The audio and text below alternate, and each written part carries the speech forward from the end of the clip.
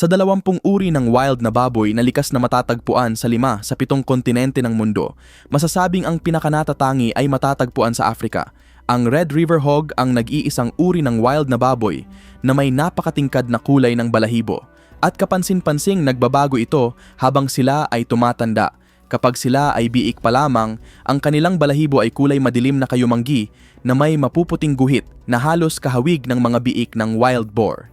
Ngunit habang lumalaki sila, unti-unting nawawala ang kulay ng kanilang kabataang balahibo at napapalitan ito ng matingkad na pulang balahibo. Kasabay nito, nagsisimula ring lumitaw ang puting guhit na umaabot sa kanilang likod. Bagamat nagkakaiba-iba ang kulay ng mga matatandang Red River Hog depende sa lugar na kanilang tinitirhan, karamihan sa kanila ay may itim na maskarang marka sa mukha na may mapuputing detalye. Ang mga lalaking Red River Hog naman ay nagkakaroon ng malaking umbok o kulugo sa magkabilang gilid ng kanilang nguso. Pinaniniwala ang nagsisilbi itong panangga sa laban at kahawig ng makikita sa warthog na makikilala natin mamaya. Matatagpuan ang species na ito sa 19 na bansa sa gitna at kanlurang Africa kung saan pangunahing naninirahan sila sa mga kagubatan. Nakuha ng Red River Hog ang pangalan nito dahil sa madalas nitong pagpapalamig ng katawan sa mga ilog at latian. Isa itong omnivore, kaya halos anumang makain ay kinakain nito, mula sa iba't ibang halaman, mga ibon, itlog, bangkay ng hayop, at maging mga alagang hayop ng tao. Ang Red River Hog ay tinatawag ding bush pig sa ilang lugar, ngunit kabilang ito sa parehong genus ng isa pang kakaibang uri ng baboy na naiiba sa hitsura at distribution, ang tunay na bush pig. Maaari ring magkaroon ng mapulang balahibo ang bush pig, ngunit kadalasan ay mas maitim ang kulay nito. Mayroon din itong puting marka sa mukha at makapal na balahibong parang kiling na nagsisimula sa tuktok ng ulo hanggang sa likod. Bagamat maliit ang kanilang mga pangil, napakatalas naman ng mga ito at maaring umabot sa 7 centimeters ang haba. Tulad ng Red River Hog, ang mga lalaking bush pig ay mayroon ding malalaking umbok sa kanilang nguso. Matatagpuan ang bush pig sa silangan at timog ng Africa at ito ang uri ng baboy na naninirahan sa pinakamataas na lugar sa buong mundo. Matatagpuan sila sa mga dalisdis ng Mount Kilimanjaro sa taas na umaabot sa 13,000 feet mula sa antas ng dagat. Karaniwan silang aktibo sa gabi, ngunit sa mas malamig na mga buwan ay naghahanap din sila ng pagkain sa araw. Sa ilang bahagi ng kanilang range, itinuturing silang peste dahil sinisira nila ang mga pananim at maaari ring magdala ng mga sakit na dala ng garapata na naipapasa sa mga alagang hayop. Ang bush pig ang pangalawa sa 6 na uri ng wild na baboy na ating matatagpuan sa Africa. Ang pangatlong species naman ay may isa sa pinakakahanga-hangang mukha sa buong kontinente. Pero bago tayo magsimula, kung bago ka pa lamang sa aming channel, mag-subscribe ka na para naman lagi kang updated sa mga ganitong uri ng video. Number 18. Warthog. Tinawag itong warthog dahil sa malalaki nitong umbok o kulugo na nakausli sa magkabilang gilid ng mukha at nguso. Sa mga lalaking warthog, maaaring umabot ang mga ito sa 15 sentimetro ang haba. Kahanga-hanga rin ang kanilang mga pangil at kabilang sa pinakamalalaki sa lahat ng uri ng baboy sa mundo. Tanging isang napakagandang hayop na makikilala natin mamaya ang may pangil na maihahambing sa kanila. Hindi madali ang buhay ng isang warthog. Bukod sa mababanggis na wild dog, leopard at cheetah, madalas din silang maging biktima ng mga layon. Upang makaiwas sa mga higanteng mandaragit na ito, gumagamit ang mga warthog ng mga lungga. Ngunit sa halip na maghukay ng sarili nilang lungga, kadalasan ay inaangkin nila ang mga iniwang lungga ng aardvark. Marami silang gamit sa mga lunggang ito. Dahil aktibo sila sa araw o diurnal, dito sila natutulog kapag gabi. Dito rin nagsisilang ang mga inahing warthog at dito nila pinalalaki ang kanilang mga biik. Nagpaparami ang mga warthog isang beses bawat taon. Nag-iiba ang eksaktong panahon ng pagpaparami depende sa kanilang lokasyon, ngunit kadalasan itong nangyayari matapos ang tag-ulan. Sa lahat ng uri ng wild na baboy, ang warthog ang may pinakamahabang panahon ng pagbubuntis. Umaabot ito ng 175 na araw o halos 6 na buwan. Maaaring manganak ang isang inahin ng isa hanggang 8 biik, ngunit kadalasan ay 2 hanggang 3 lamang ang naipapanganak. Number 17. Common Warthog. Kapag isinilang ang mga biik ng common warthog, nananatili muna sila sa loob ng lungga sa loob ng 6 hanggang 7 linggo bago unang lumabas. Ganap lamang silang humihinto sa pagpapagatas pagdating ng humigit kumulang 5 buwan at tuluyang nagiging independent kapag sila ay 1.5 hanggang 2 taong gulang. Bagamat pangunahing kumakain ng damo ang common warthog, isa rin itong omnivore. Kumakain ito ng iba't ibang uri ng halaman, ugat, prutas, maliliit na hayop, at maging mga bangkay ng hayop. Kapag naghahanap ng pagkain, lumuluhod pa ito gamit ang mga tuhod sa harap at ginagamit ang matitibay nitong pangil upang hukayin ang mga bombilya ng halaman at iba pang pagkaing nakabaon sa lupa. Ang common warthog ang may pinakamalawak na distribusyon sa lahat ng uri ng wild na baboy sa Africa. Matatagpuan ito sa 39 na bansa sa Sub-Saharan Africa, maliban sa Congo, Horn of Africa, at ilang bahagi ng pinakatimog ng kontinente. Number 16, Desert Warthog. Sa ika-16 na pwesto ay ang Desert Warthog. Bagamat halos magkapareho sila ng hitsura ng common warthog, isa itong hiwalay na species. Matatagpuan lamang ito sa 3 bansa sa Silangang Africa, Kenya, Ethiopia, at Somalia. Noong nakaraan ay mayroon ding subspecies nito sa South Africa na kilala bilang Cape Warthog, ngunit tuluyan na itong nawala. Mas madaling makilala ang mga lalaking desert warthog dahil ang kanilang mga umbok sa muka ay bahagyang nakakurba sa dulo. Mayroon din silang namamagang bahagi sa ilalim ng mga mata na hindi gaanong kapansin-pansin sa mga babae at batang individual.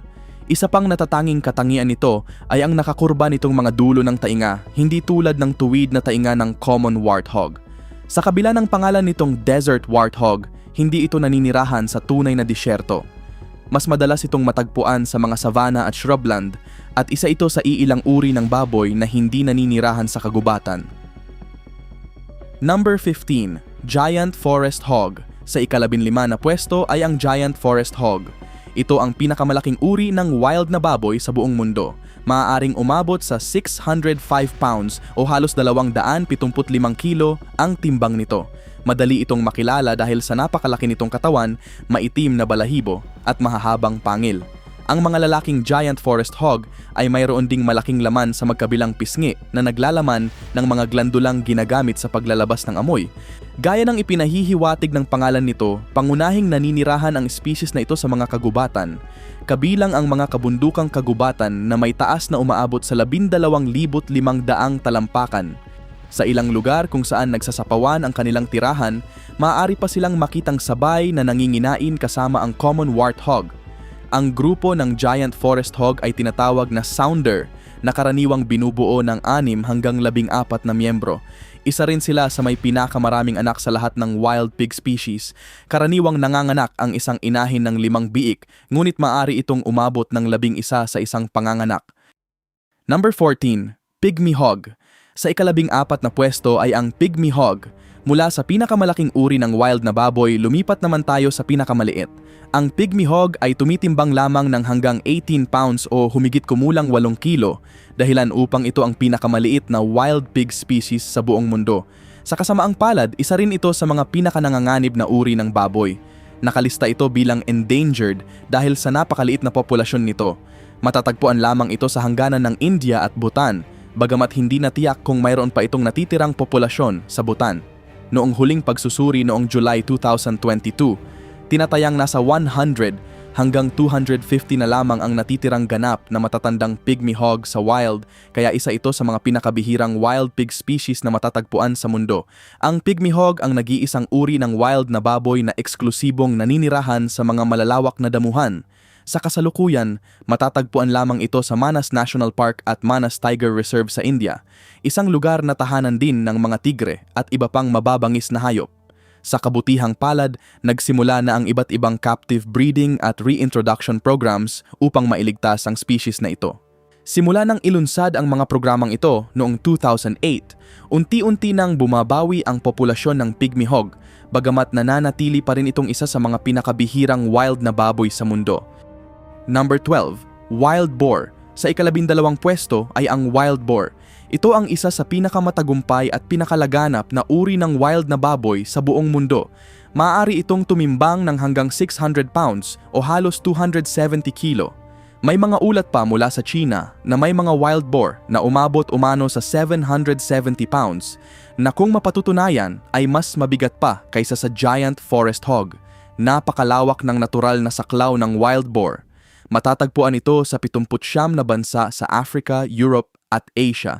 Bukod dito, ipinakilala rin ito ng tao sa 18 pang bansa sa North America, South America at Oceania. Sa Estados Unidos, naging malaking problema ang pagdami ng mga wild na baboy.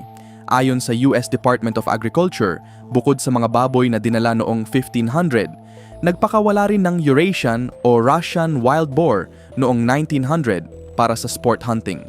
Dahil dito, ang mga wild na baboy sa Amerika ngayon ay halo ng mga domestikadong baboy, wild boar, at kanilang mga hybrid. Isa sa mga dahilan kung bakit napakabilis dumami ng wild boar ay ang kakayahan nitong magparami ng hanggang 2 beses sa isang taon. Mas maikli rin ang pagbubuntis nito na tumatagal lamang ng humigit kumulang 120 days, kumpara sa 150 hanggang 170 na araw ng karamihan sa ibang wild pig species. Karaniwan ding nagsisilang ang isang inahin ng 5 hanggang 7 biik, mas marami kaysa sa karaniwang 2 o 3 ng ibang species. Dahil sa lawak ng populasyon nito, ang wild boar ay kasalukuyang may least concern na conservation status. Number 11, Bornean bearded pig. Sa ika-11 pwesto ay ang Bornean bearded pig. Isa ito sa mga pinakakakaibang wild na baboy sa Timog Silangang Asya. Matatagpuan ito sa isla ng Borneo, ngunit mayroon ding populasyon sa Sumatra at sa Malaysian Peninsula. Isa ito sa mga species na may vulnerable na conservation status dahil sa pagkawala at pagkakawatak-watak ng kanilang natural na tirahan. Sa Borneo, mahalagang bahagi ng kultura at pagkain ng mga katutubong komunidad ang bearded pig. Dahil dito, patuloy na naghahanap ng paraan ang mga conservationist upang mapangalagaan ang species nang hindi naaapektuhan ang tradisyon ng mga lokal na mamamayan.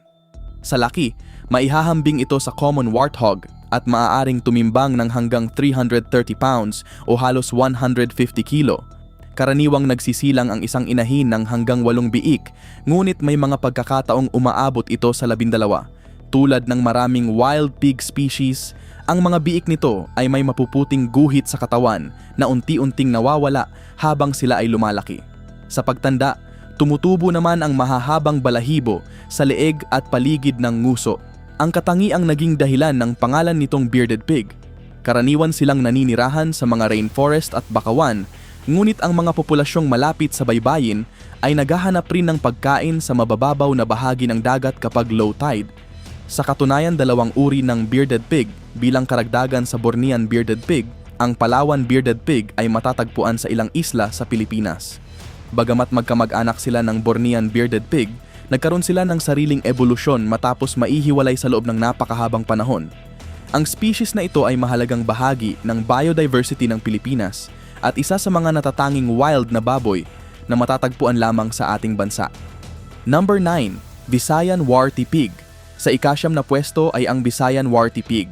Ayon sa Los Angeles Zoo, ito ang rockstar ng mundo ng mga baboy at kapag nakita mo ang mga lalaking individual nito, madaling maintindihan kung bakit.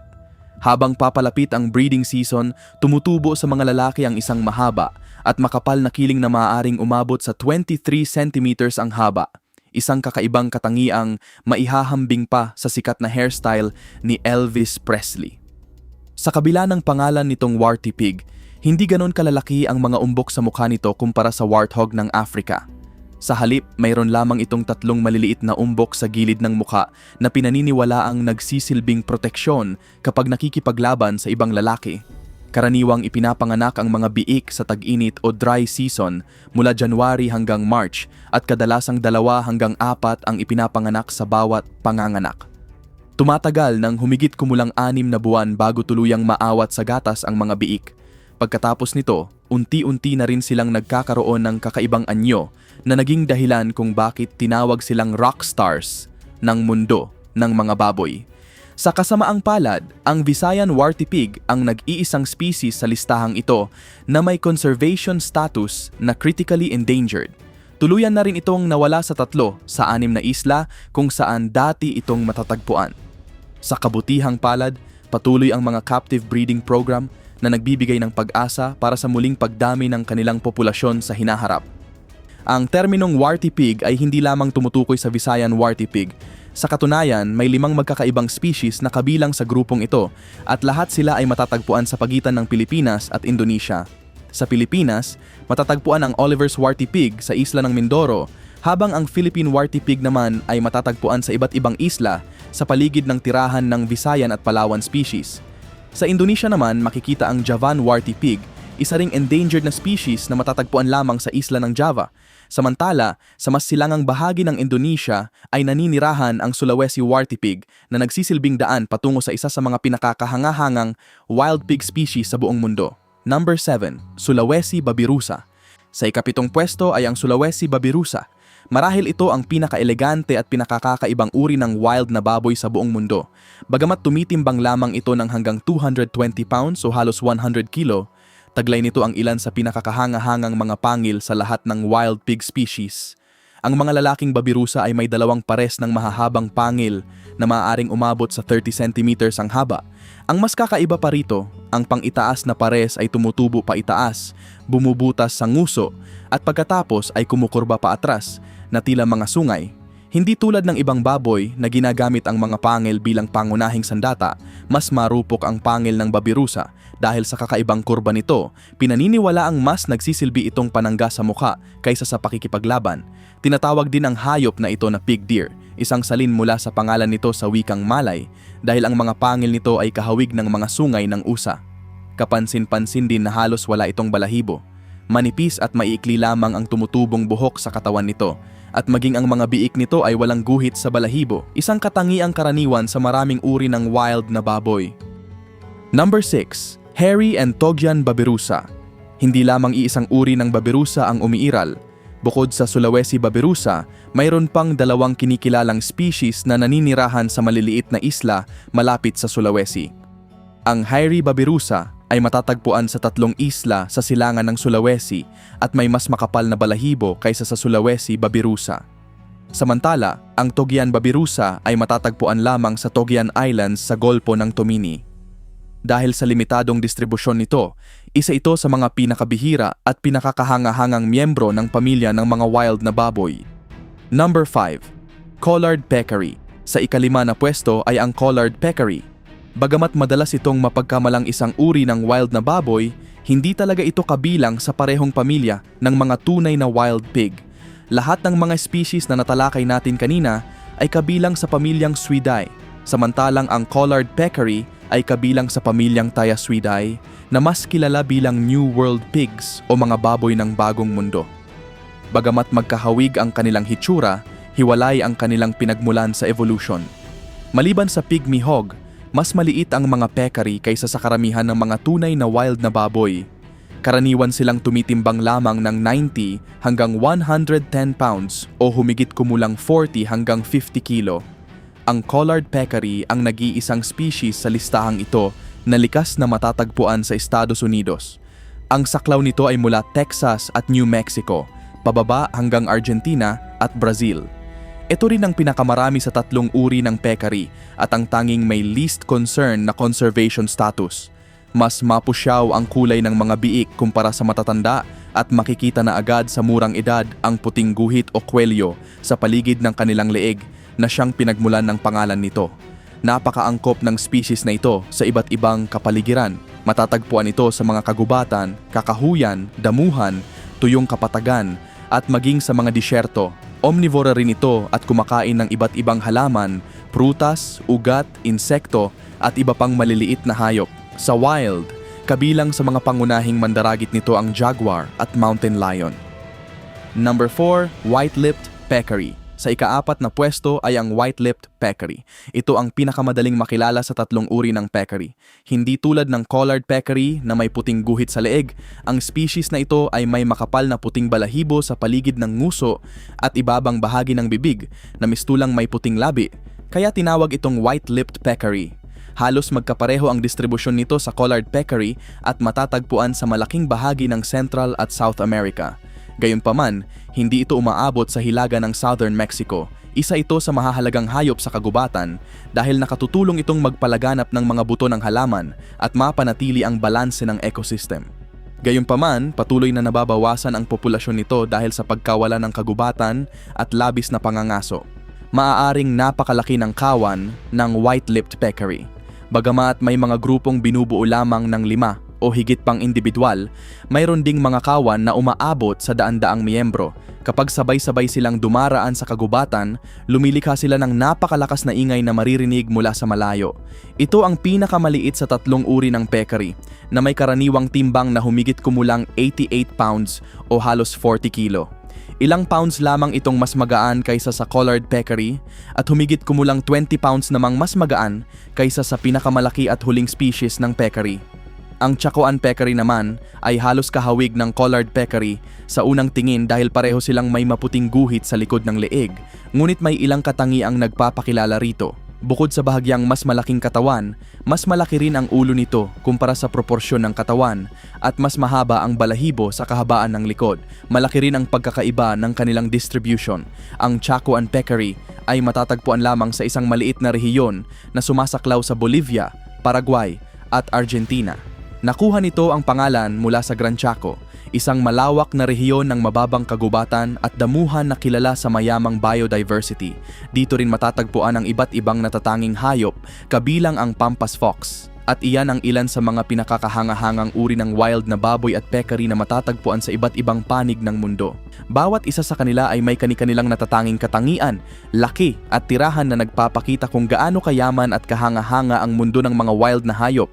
Maraming salamat sa inyong panonood. Hanggang sa muli.